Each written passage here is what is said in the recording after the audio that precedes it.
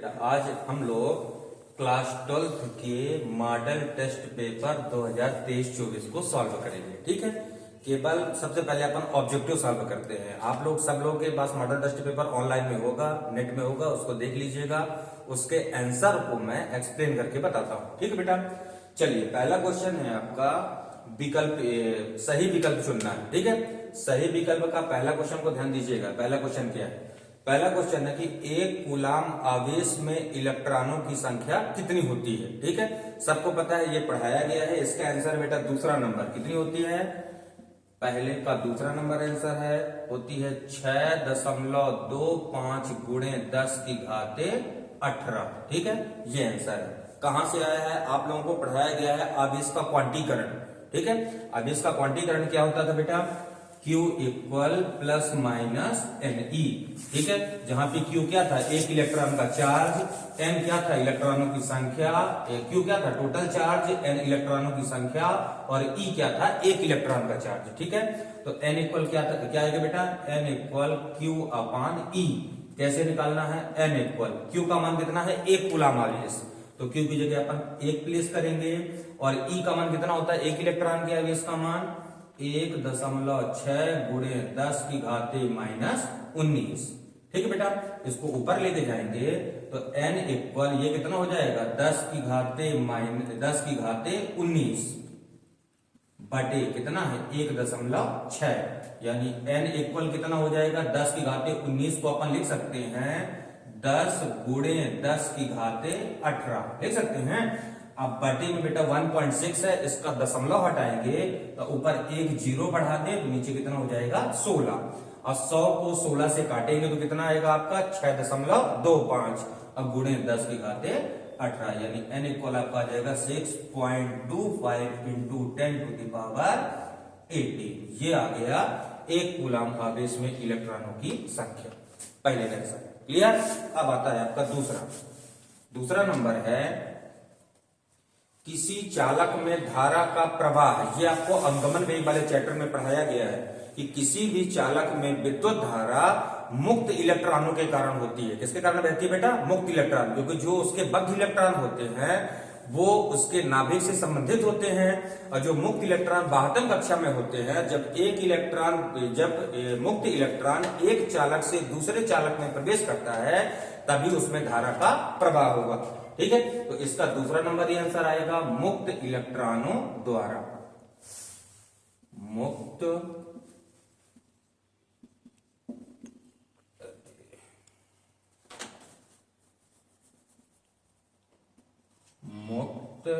इलेक्ट्रॉनों द्वारा।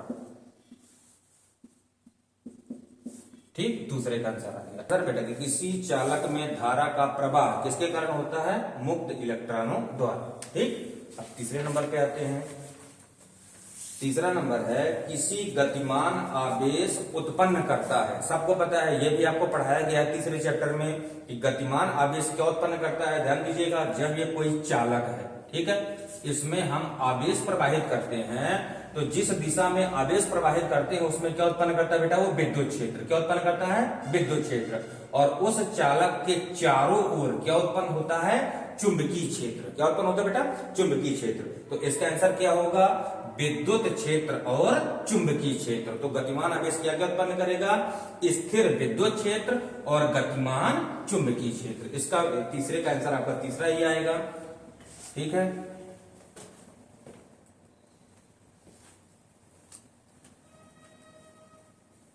हाँ, तीसरे का आंसर है स्थिर विद्युत क्षेत्र,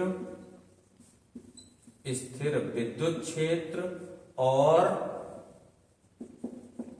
गतिमान चुंबकीय क्षेत्र, और गतिमान चुंबकीय क्षेत्र। ठीक, ये समझ में आ गया कैसे उत्पन्न करेगा? जब चालक में हम आवेश प्रवाहित करेंगे तो आवेश की डायरेक्शन में विद्युत क्षेत्र और उसके लंबवत क्षेत्र में, मतलब चारों ओर, चुंबकीय क्षेत्र उत्पन्न होगा। तो कोई भी गतिमान आवेश क्या उत्पन्न करता है बेटा? स्थिर विद्युत क्षेत्र और गतिमान चुंबकीय क्षेत्र। तीसरे का आंसर हो गया करेक्ट। अब आते हैं बेटा अपन चौथे नंबर पे। चौथा नंबर क्वेश्चन है कि लेंज का नियम किस पर आधारित है। ये आपको क्वेश्चन ही पढ़ाया गया है कि लेंज का नियम ऊर्जा संरक्षण के नियम पर आधारित है। ऊर्जा संरक्षण का नियम क्या था कि ऊर्जा को ना तो हम उत्पन्न करते और ना ही नष्ट करते, इसे केवल एक रूप से दूसरे रूप में परिवर्तित करते हैं। ठीक है, तो लेंज का नियम किसके नियम पर आधारित है बेटा? ऊर्जा संरक्षण के नियम पर। ये क्वेश्चन भी है आपका, सिद्ध कीजिए लेंज का नियम ऊर्जा संरक्षण के नियम पर आधारित है। ऊर्जा संरक्षण के नियम पर। ठीक, ये आपका चौथे का आंसर आ गया। अब आता है बेटा आपका पांचवा नंबर। पांचवा नंबर कहता है निर्वात में विद्युत चुंबकीय तरंग की चाल कितनी होती है। यह भी आपको विद्युत चुंबकीय तरंग की विशेषताओं में पढ़ाया गया है 5वां यूनिट में। तो विद्युत चुंबकीय तरंग की चाल कितनी होती है? C बराबर 1/√μ0ε0। ठीक है, जहां समझिएगा C क्या है? प्रकाश की चाल। एक तो आपका कांस्टेंट वैल्यू हो गया, μ0 होती है निर्वात की अपेक्षित चुंबकशीलता। μ0 क्या बेटा? निर्वात की अपेक्षित चुंबकशीलता। और ε0 क्या है? निर्वात की अपेक्षित विद्युतशीलता। इनके मान कितने कितने होते हैं इनको याद रखिएगा, परीक्षा में पूछा जा चुका है। ठीक है, μ0 का मान होता है आपका μ0 बराबर 4 पाई इंटू 10⁻⁻⁷। ठीक है, और ε0 का मान आपका होता है 8.854 गुणे 10⁻⁻12। ये दोनों मान है।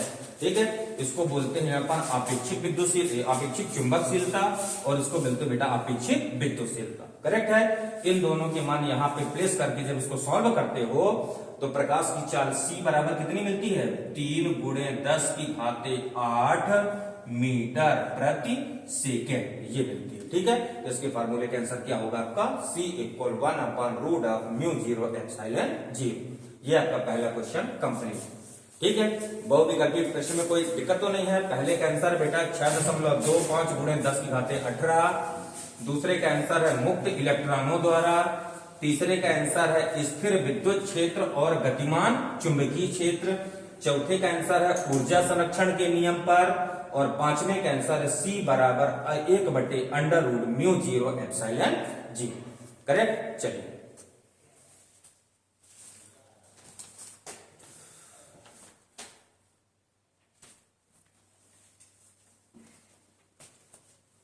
हाँ, इसमें एक और है बेटा।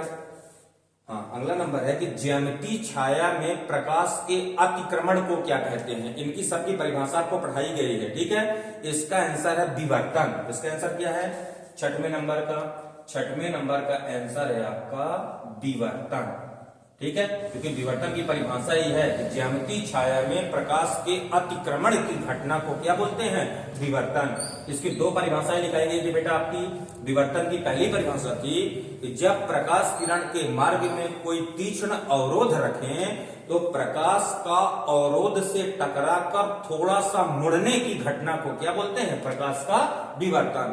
और इसकी दूसरी परिभाषा लिखाई गई थी, बताया गया था कि ऑब्जेक्टिव में पूछता है कि ज्यामितीय छाया में प्रकाश के अतिक्रमण की घटना को क्या बोलते हैं? विवर्तन कहते हैं। तो इसके छठवें विकल्प का आंसर क्या आ जाएगा आपका? विवर्तन। क्लियर? ये पहले के पूरे आ गए, इनको थोड़ा सा लिख लीजिए, फिर दूसरे पे चलते हैं।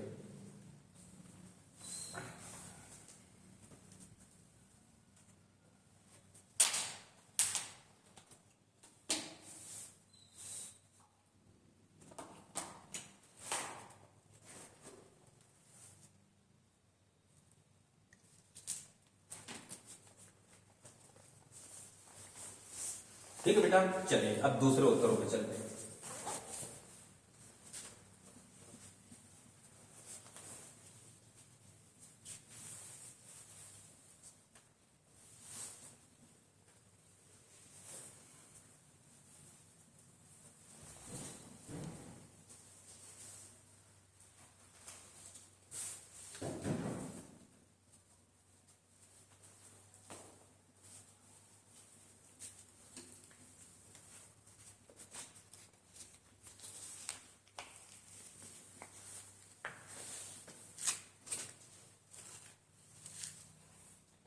हाँ, दूसरा आंसर है बेटा आपका रिक्त स्थानों की पूर्ति कीजिए। ठीक है, अब आपको खाली स्थान पढ़ना है, ध्यान दीजिएगा।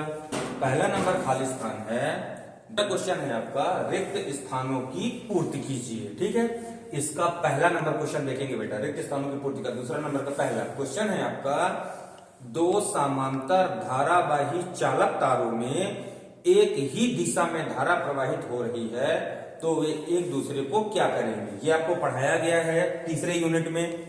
ठीक है, क्या पढ़ाया गया था कि जब दो समांतर धारावाही चालक लेना है, क्या लेना बेटा, दो समांतर धारावाही चालक। पहले चालक में कितना विद्युत धारा प्रवाहित हो रहा है, I1। दूसरे चालक में कितना विद्युत धारा प्रवाहित हो रहा है, I2। तो उनके बीच में कितना बल लगता है, उनके बीच में बल लगता है F बराबर μ0/4 μ0/4 2I1 I2/d, इतना बल लगा था। ठीक है, ये बल है। लेकिन जब एक ही दिशा में धारा प्रवाहित हो रही है तो मतलब कौन सा बल लगता है बेटा, आकर्षण बल। इसको मैंने बताया भी था, ये जो लाइट की तारें होती हैं उनमें विद्युत धारा एक ही दिशा में प्रवाहित होती है, इसी कारण उनमें कौन सा बल लगता है, आकर्षण बल। तभी उसमें बांस के डंडे बांधे जाते हैं ताकि वो एक दूसरे को आकर्षित न करें। राइट है, तो जब दोनों चालक पर एक ही दिशा में विद्युत धारा प्रवाहित करेंगे तो कौन सा बल लगेगा, आपका आकर्षण बल लगेगा। तो पहले के खाली स्थान में क्या लिखना है आपको, आकर्षण बल।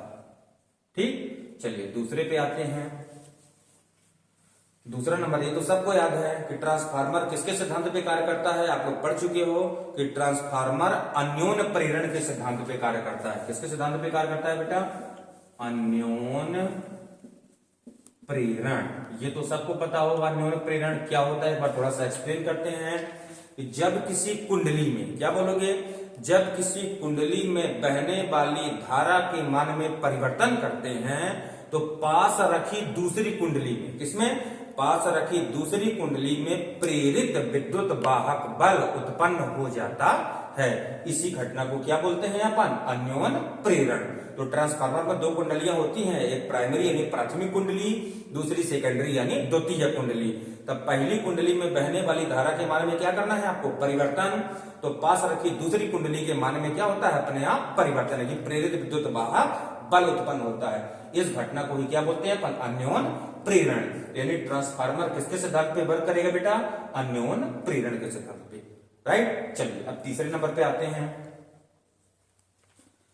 तीसरा नंबर आपका दिया है कि 0 केल्विन यानी 0 केल्विन पर अर्धचालक किसकी तरह व्यवहार करता है। अर्धचालक आप लोग पढ़ चुके हो, अर्धचालक वे पदार्थ होते हैं जिनकी चालकता चालक और विद्युत रोधी के बीच में होती है। जिनकी चालकता किसके किसके बीच में होती है, चालक और विद्युत रोधी के बीच में। ठीक है, चालक क्या होते हैं, जिनकी चालकता सबसे ज्यादा, उसे अपन क्या बोलते हैं, चालक। और जिनकी चालकता सबसे कम, उसे यदि शून्य होती है, उसे क्या बोलते हैं अपन, विद्युत रोधी।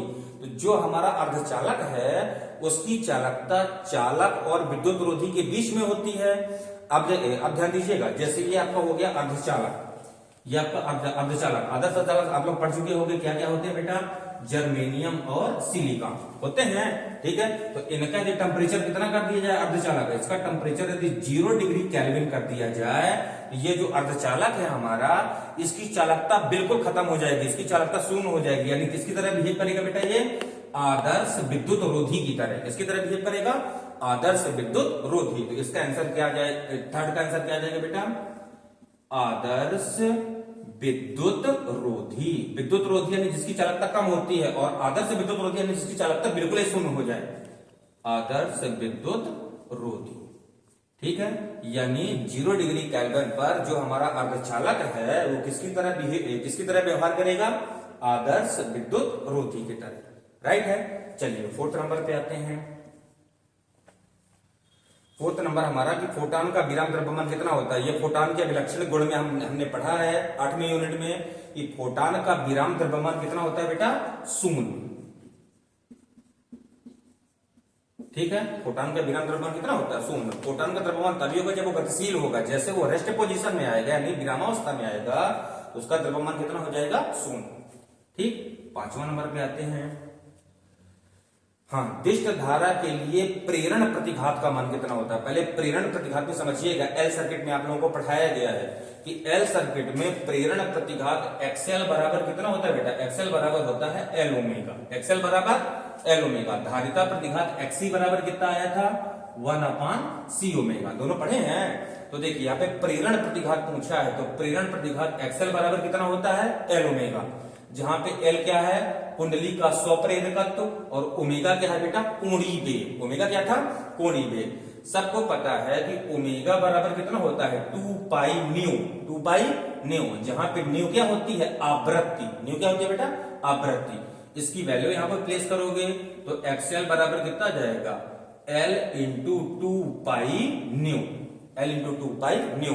अब यहाँ पे कौन सी धारा के लिए बोला है, दिष्ट धारा के लिए। कौन सी धारा के लिए बोला बेटा, दिष्ट धारा के लिए। दिष्ट धारा की परिभाषा में आपको पढ़ाया गया था, यह एक ऐसी धारा होती है जिसका परिमाण समय के साथ बदल भी सकता है और नहीं भी बदल सकता, किंतु दिशा इसकी सदैव अपरिवर्तित रहती है। मतलब दिशा में कोई परिवर्तन नहीं आता। और दिष्ट धारा की आवृत्ति कितनी होती है, दिष्ट धारा की आवृत्ति शून्य होती है। कितनी होती है बेटा, और जब दिष्ट धारा की आवृत्ति शून्य होती है तो एक्सएल का भी मान कितना आ जाएगा, टोटल न्यू की वैल्यू जब 0 प्लेस करोगे तो एक्सएल बराबर में कितना आ जाएगा, 0। तो यहाँ पे आंसर में क्या लिखोगे कि दिष्ट धारा के लिए प्रेरण प्रतिघात यानी एक्सएल बराबर कितना आ जाएगा, 0। एक्सएल बराबर 0। कोई डाउट। अब आते हैं बेटा अपन 6 नंबर पे, 6वें नंबर पे।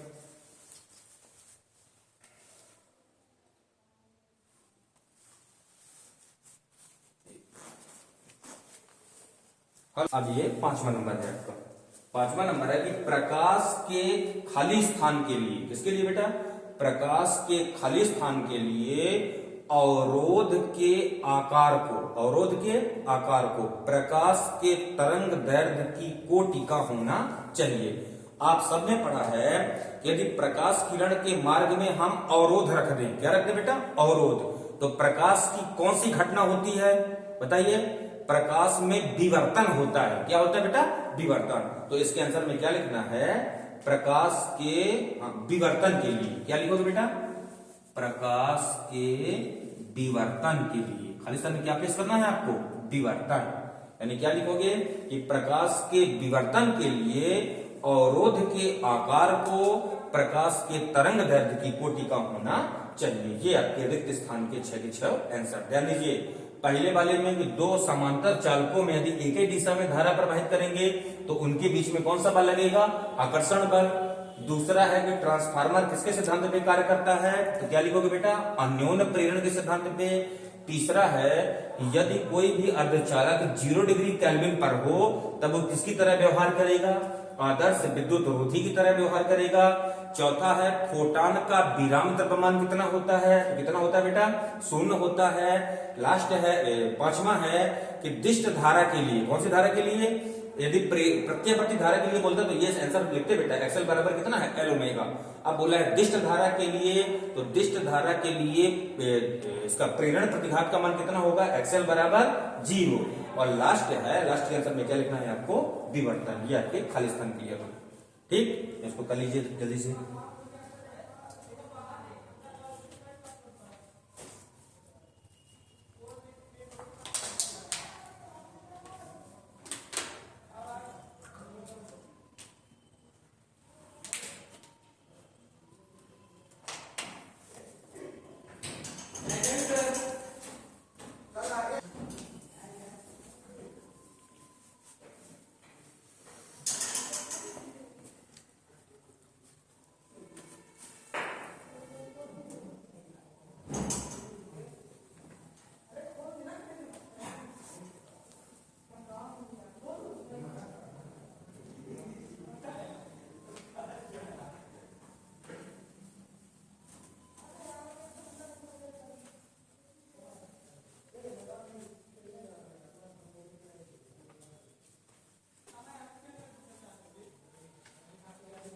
चलिए बेटा, तीसरा आंसर है आपका सत्य एवं असत्य लिखना है, ठीक है।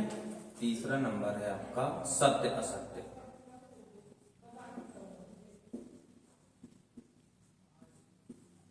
ठीक, इसका पहला नंबर आंसर ध्यान दीजिएगा। पहला नंबर क्या कहता है, हाइड्रोजन परमाणु की आयनन ऊर्जा कितनी होती है? 13.6 इलेक्ट्रॉन वोल्ट होती है। ये भी आपकी कॉपी पे लिखा हुआ है कि हाइड्रोजन परमाणु की आयनन ऊर्जा कितनी होती है? 13.6 इलेक्ट्रॉन वोल्ट, यानी सत्य है। ठीक, पहले नंबर के आंसर आप क्या करोगे? सत्य। हाँ, इसी में बेटा यदि माइनस में आ जाए, -13.6 लिख जाए तो फिर असत्य हो जाएगा। याद रखिएगा, हाइड्रोजन परमाणु की आयनन ऊर्जा कितनी होती है? केवल 13.6 इलेक्ट्रॉन वोल्ट, तो ये सत्य है। ठीक, दूसरा नंबर क्या है? जब इलेक्ट्रॉन अपनी उच्च ऊर्जा अवस्था से निम्न ऊर्जा अवस्था में गिरता है तो इस प्रक्रिया में वह एक फोटॉन उत्सर्जित करता है। करेक्ट, सही है। प्लांक ने भी बताया है कि जब कोई भी इलेक्ट्रॉन उच्च ऊर्जा से निम्न ऊर्जा स्तर में जाता है तो उसको उत्सर्जित करने के लिए एक फोटॉन क्या करना पड़ता है? उत्सर्जित करना पड़ता है। लेकिन दूसरा भी आंसर क्या रहेगा? सत्य रहेगा। ठीक, तीसरे नंबर पे आते हैं। हाइड्रोजन बम की क्रिया विधि नाभिकीय विखंडन पर आधारित है। ये आपके अंतर पे मैंने लिखाया है। ठीक है, नाभिकीय विखंडन और नाभिकीय संलयन में जो हाइड्रोजन बम है किस पे आधारित होता है? नाभिकीय संलयन पर। और नाभिकीय विखंडन पर कौन सा बम बनता है बेटा? परमाणु बम। कौन सा बम बनता है? परमाणु बम। इसमें लिखा है हाइड्रोजन बम नाभिकीय विखंडन पर, यानी ये क्या रहेगा? थर्ड नंबर, असत्य। ठीक है, क्योंकि हाइड्रोजन बम कहीं पे आधारित है? नाभिकीय संलयन पर। करेक्ट। चलिए चौथे नंबर पे बेटा, प्रकाशिक तंतु व्यतिकरण के सिद्धांत पर कार्य करता है। बताइए, ये भी प्रकाशिक तंतु की परिभाषा आपकी लिखी है। ठीक है, चौथा नंबर भी क्या रहेगा बेटा? असत्य, क्योंकि प्रकाशिक तंतु किसके सिद्धांत पर कार्य करता है? बताइए, पूर्ण आंतरिक परावर्तन पर। काहे पे आधारित है बेटा? पूर्ण आंतरिक परावर्तन पर। यह आपकी परिभाषा ही लिखा है प्रकाशिक तंतु की। क्या था प्रकाशिक तंतु? यह एक ऐसा उपकरण है जो पूर्ण आंतरिक परावर्तन पर आधारित है और इसकी सहायता से प्रकाश को सीधे या टेढ़े मेढ़े मार्ग पर उसी तीव्रता से भेजा जाता है। उसी को क्या बोलते हैं अपन? प्रकाशिक तंतु। तो काहे पे आधारित होता है प्रकाशिक तंतु? पूर्ण आंतरिक परावर्तन पर। और इसमें क्या बोला है बेटा? व्यतिकरण पर। इसलिए ये भी क्या है? असत्य है। राइट है। अगला नंबर, सामान्य समायोजन की स्थिति में खगोलीय दूरदर्शी की नली की लंबाई FO माइनस FE। ये भी असत्य है बेटा, क्योंकि खगोलीय दूरदर्शी में हमेशा उसकी नली की लंबाई में अभिदृश्यक लेंस की फोकस दूरी में नेत्रिका लेंस की फोकस दूरी ऐड होती है। ठीक है, क्यों? क्योंकि जितने भी दूरदर्शी है सब में वस्तु कहां होती है? अनंत पे। और जब वस्तु अनंत पे होती है तो अभिदृश्यक द्वारा उसका प्रतिबिंब कहां बनता है? फोकस पर। तो अभिदृश्यक लेंस और प्रतिबिंब के बीच की दूरी तो FO हो गई, लेकिन जो अभिदृश्यक के लिए वस्तु हो गया वो नेत्रिका के लिए किसका कार्य करेगा? प्रतिबिंब का कार्य करेगा। तो नेत्रिका से उसके वस्तु की दूरी कितनी होगी? FE। तो दूरदर्शी के जो नली की लंबाई है ये अभिदृश्यक लेंस और नेत्रिका लेंस दोनों के बीच की दूरी है। ऐसे बेटा, ये आपका हो गया अभिदृश्यक लेंस, ये हो गया आपका नेत्रिका लेंस। ठीक है, तो देखो यहाँ पे प्रतिबिंब बनता है तो यहां से लेके यहां तक की दूरी और यहां से लेके यहां तक की दूरी का योग कहलाएगा। तो जो दूरदर्शी है इसकी फोकस की लंबाई कितनी होती है? इसके नली की लंबाई कितनी होती है? FO plus FE। लेकिन आपके क्वेश्चन में क्या दिया है? FO माइनस FE, यानी ये भी क्या होगा? असत्य होगा। ठीक, ये तीसरे के आंसर हो गए। पहला नंबर सत्य, दूसरा भी सत्य, तीसरा असत्य, चौथा असत्य, पांचवा असत्य। अब क्यों असत्य है इनके रीजन लिखे। ठीक है, और किसी को जानना हो तो पूछ सकता है बेटा। ठीक है, चलिए चौथे नंबर पे आते हैं।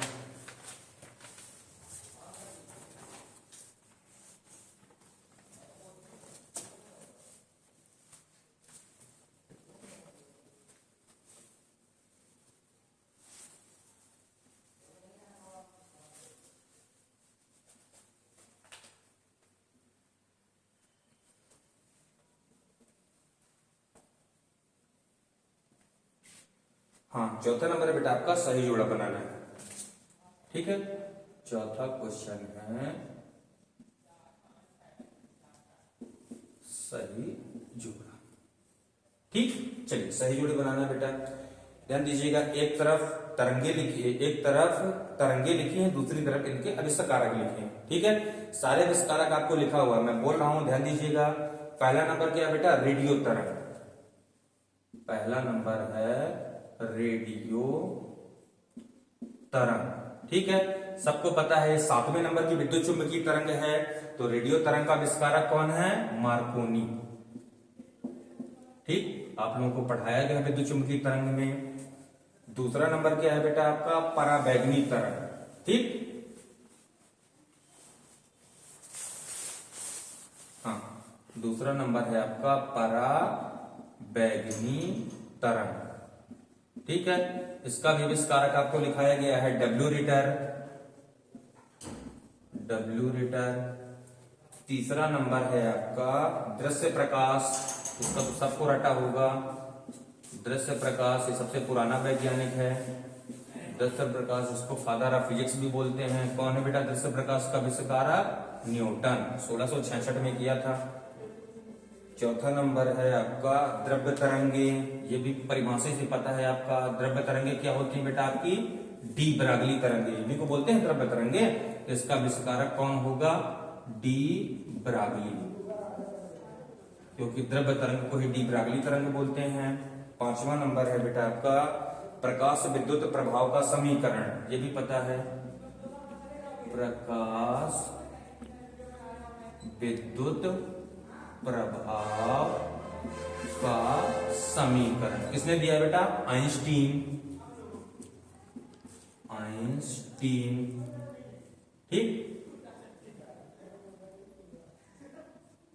हाँ, नंबर लास्ट है आपका इलेक्ट्रॉन की खोज, ये भी लिखा है कॉपी पे। किसने किया इलेक्ट्रॉन की खोज, इलेक्ट्रॉन की खोज की है जे थॉमसन। और इलेक्ट्रॉन के आवेश की खोज किसने की थी बेटा, बताइए थोड़ा सा, जे थॉमसन। ठीक, हाँ, यदि यही आता कि इलेक्ट्रॉन के आवेश की खोज किसने की, तो इलेक्ट्रॉन के आवेश की खोज की थी मिलिकन ने। किसने की थी, आर.ए. मिलिकन। ठीक, आ जाएगा। पहला नंबर ध्यान दीजिए, रेडियो तरंग मार्कोनी, पराबैंगनी तरंग डब्ल्यू रिटर, दृश्य प्रकाश न्यूटन, द्रव्य तरंगे डी ब्रागली, प्रकाश विद्युत प्रभाव का समीकरण आइंस्टीन, इलेक्ट्रॉन की खोज जे थॉमसन। ठीक, चलिए देखिए,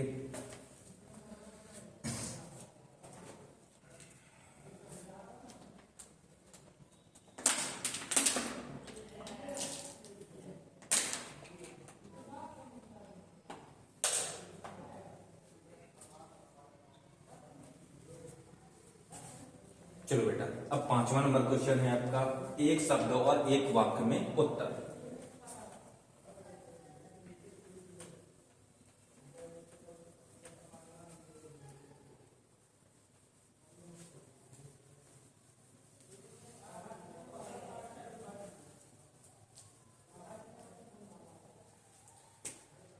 चलिए ध्यान दीजिएगा। हाँ, पांचवा नंबर क्या है, एक शब्द में उत्तर। एक शब्द में उत्तर देना है। ठीक, चलिए पहला नंबर ध्यान दीजिएगा बढ़िया से। पहला नंबर पृथ्वी का विभव कितना होता है, ये आपको 2 पार्ट में लिखाया गया है नोट में, ध्यान दीजिएगा।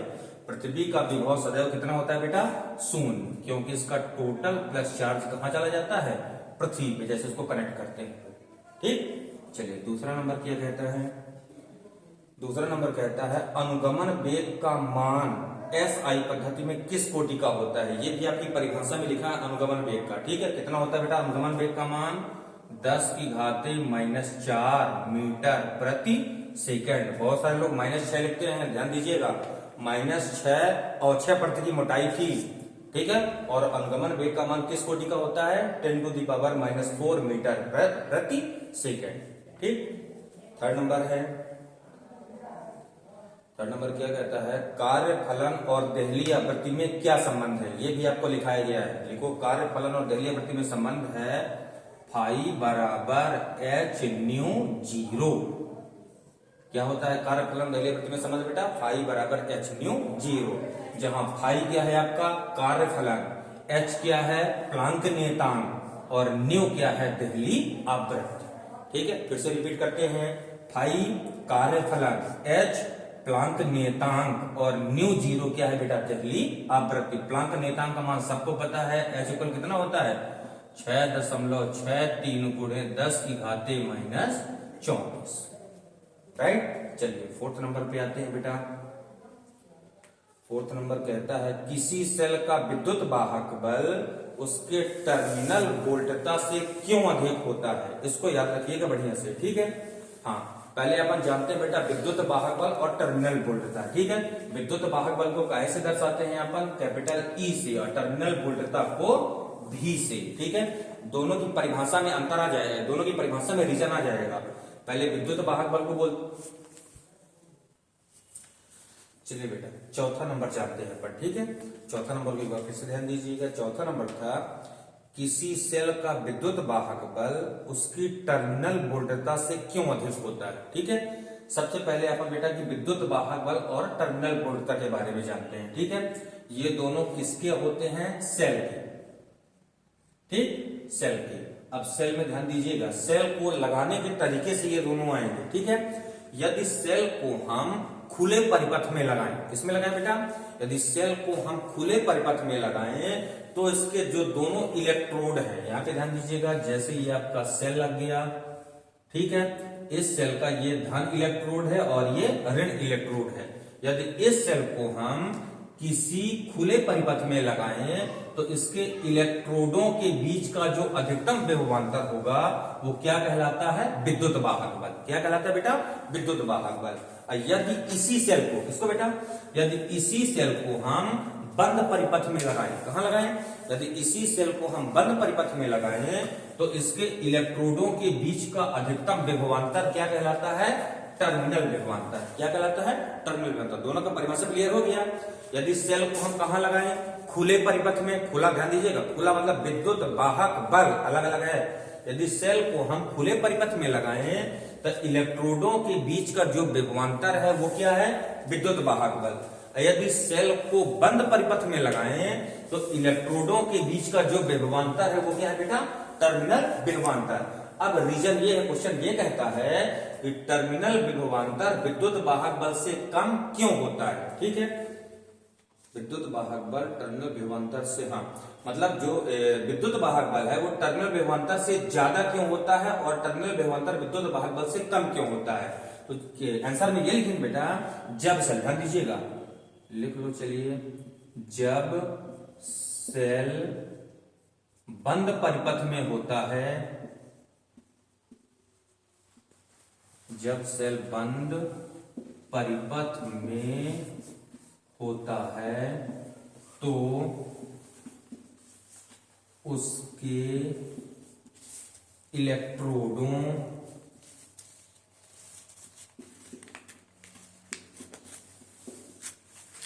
जब सेल बंद परिपथ में होता है तो उसके इलेक्ट्रोडों पर विभव का पतन ज्यादा होता है।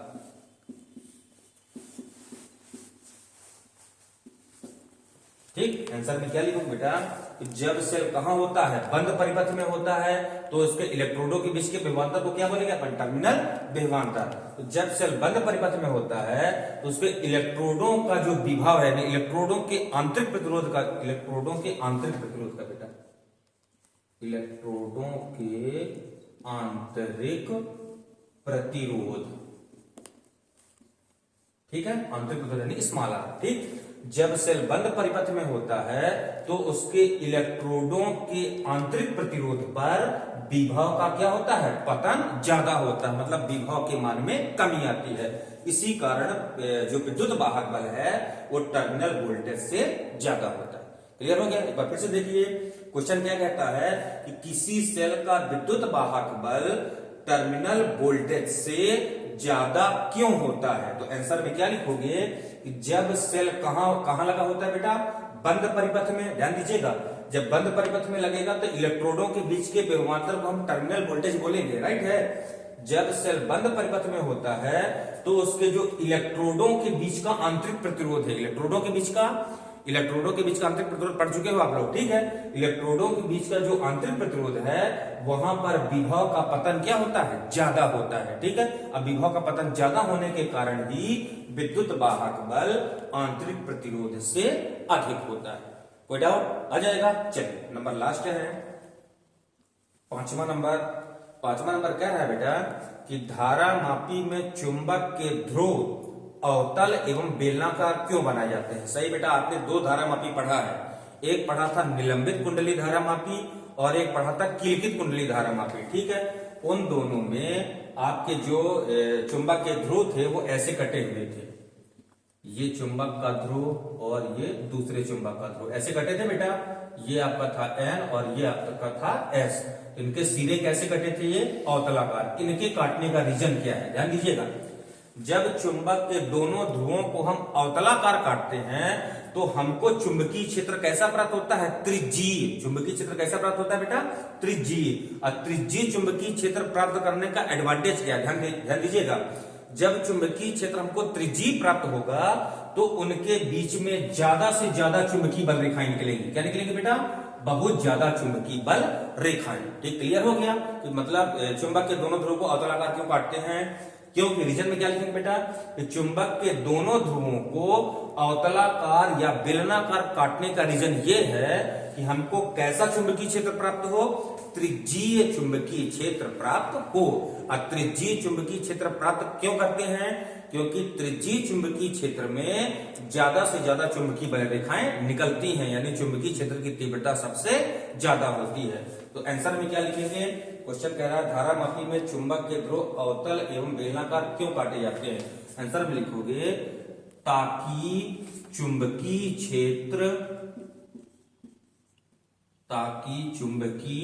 क्षेत्र कैसा प्राप्त हो बेटा, त्रिज्यीय प्राप्त हो, त्रिज्यीय।